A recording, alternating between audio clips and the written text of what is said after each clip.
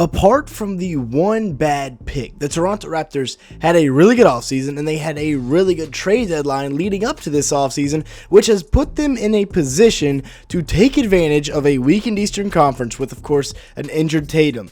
Lillard out the door, the Bucks weakened, Halliburton injured. 3 of the top 5 teams in the East are gone. So now it's time for other teams to take a leap forward. The Raptors sense this. They take advantage of it. They bring in Brandon Ingram for essentially nothing to pair with their other 2 young pieces, and they have great pieces to surround this with guys like a really underrated sophomore Jacoby Walter, Ochai Agbaji, and Gradey Dick.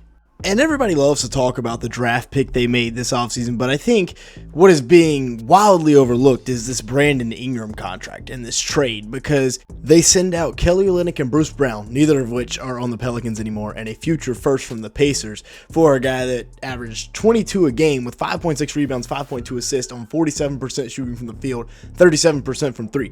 The Pelicans front office has been horrific as of late. The Raptors then re-sign Ingram to a 3-year, $120 million contract, and while maybe that is a little bit steep, remember, he's a former All-Star. He's a guy that can flat out put the ball in the basket. He obviously, like every other tall, lanky wing prospect that can score, has been compared to KD at 6'8" with his 7'3" wingspan, but I mean, the signs are there, especially in the mid-range. He doesn't have the three-point shooting ability, but being able to get to spots and knock down shots in the mid-range, Brandon Ingram looks a lot like KD from time to time. He's going to be 28 years old next year, right in the prime of his career, and you throw him in with Scottie Barnes and RJ Barrett, as well as guys that are willing to space the floor around them.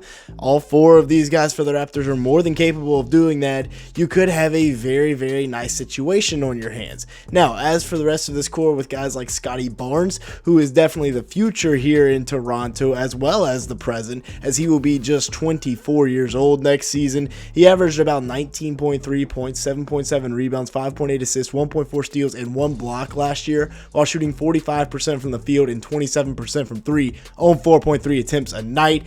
He is going to need to take a big time step forward this season, because if he's doing stuff like this, hitting half spin fadeaways coming off the pick and roll, then he's going to be dangerous this year. But if not, if he's still shooting 27 something percent from 3, then it's going to be bad for him, and that's not what you want if you're a Raptors fan, because you need him to be able to at least stay on the floor by being able to knock down the 3 ball. He's 6'7" with a 7'3" wingspan. His defense is elite, and he can play the point guard role from time to time, but obviously for him, the next step is going to be shooting the basketball and getting better in that department. The third piece to this youngish core they've got here in Toronto is RJ Barrett. He, as well as Scottie Barnes and Emmanuel Quickley, will all be playing the point guard role a little bit from time to time. He'll be just 25 years old this season, coming off a year averaging 21.1 points a game, 6.3 rebounds, 5.4 assists, 0.8 steals in 32 minutes a game, shot 47% from the field and 35% from 3 on 5.3 attempts a game. But this is why I think he can play a little point guard,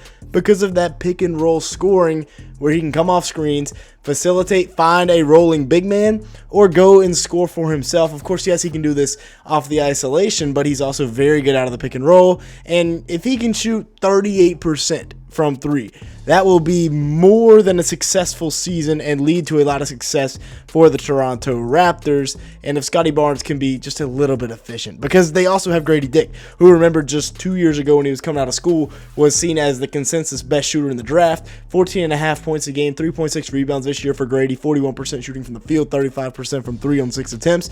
Now remember, he will be just 21 years old next year because he reclassed up, and his efficiency didn't take the leap that I thought it would, but it's because he had a much larger volume, honestly, than I expected, being able to catch and shoot, but also catch off the dribble and create for himself off the dribble. I wasn't really expecting him to be gifted the reins to that in just year 2, but he was. Ochai Agbaji, another guy that can space the floor for this Raptors team. Last season averaged 10 points, about 4 rebounds, shot 50% from the field and 40% from 3 on 4 attempts. And remember, former lottery pick of the Cleveland Cavaliers, was in the Donovan Mitchell trade, kind of bounced around, now has found a home in Toronto.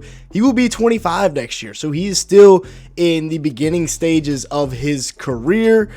Great 3-and-D wing. here in Toronto that they have stumbled upon. And then Jamison Battle as well, an undrafted gem that they found last year that has turned out to be pretty solid, knocking down the three ball, playing a little defense, stretch big, can play down low a little bit as well. And then Jacoby Walter, a guy that got no attention last year, which was interesting to me because he'll be just 21 years old next year, coming off of a rookie season where he averaged 8.6 points, 3 boards, 1.6 assists in 21 minutes, shot 41% from the field, 35% from 3 on 4 attempts as a rookie, and last year's rookie class was not good.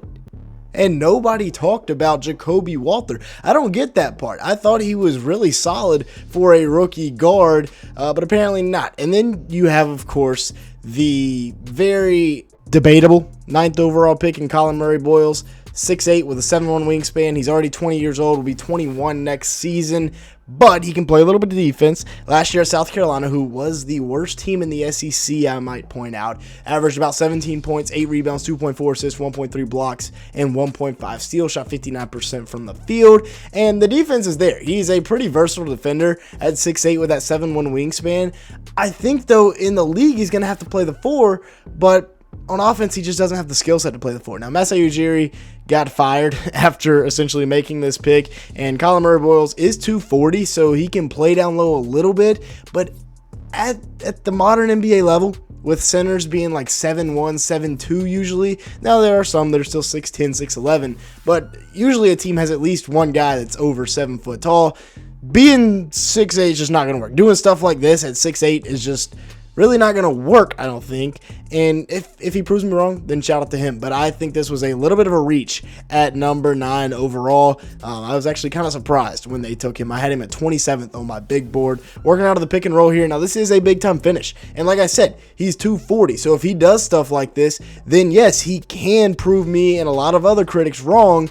However, I like how he plays off 2 feet. That is one good thing. He's going to have to develop a sort of Julius Randle type role, who both had the bigger body but not quite the big enough body to play down low, if that makes sense. But they do have a nice in-between game. Here he is at the free throw line, knocking down the mid-range jumper, and if he can do that, then he can carve out a role for himself. But in the summer league, they had him playing as a true big, running the pick and roll at the top of the key, picking and popping. And as you can see, compared to college, now that he's in the summer league, he looks a lot smaller out there and a lot more like a wing than a post. But if he can pick and pop like this and can learn how to knock down the 3 ball, this was kind of clearly a project pick for me, even though he's already 21. This is what the starting lineup's going to look like next year for the Raptors, and then you got all these guys coming in off the bench. I threw Murray-Boyles in there at the backup 4. We'll see what happens. They don't have a backup post with Boucher going to the Boston Celtics.